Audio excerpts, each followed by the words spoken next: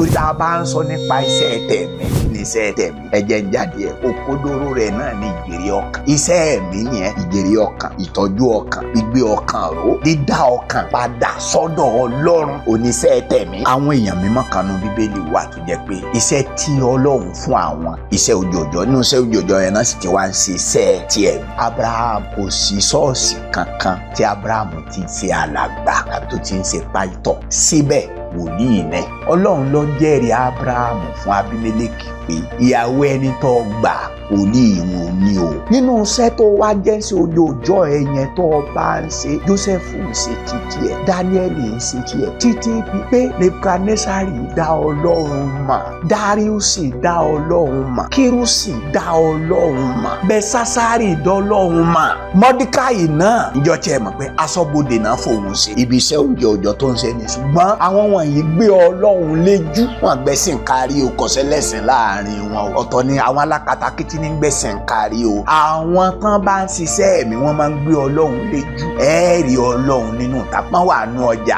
ẹ rí Ọlọ́run nínú ìtàkùrọ̀sọ wọn, máa wà nú agbo òṣèlú, Ọlọ́run lẹ́ẹ̀mọ̀ rí nínú ọ̀rọ̀ wọn. Wọn à ní gbé Ọlọ́run pamọ́. Àwọn ẹlẹ́sìn ni wọn. Bí ẹlẹ́sìn ọba gbọ́ Ọlọ́run pamọ́ yóò gbẹ̀sìn kárí.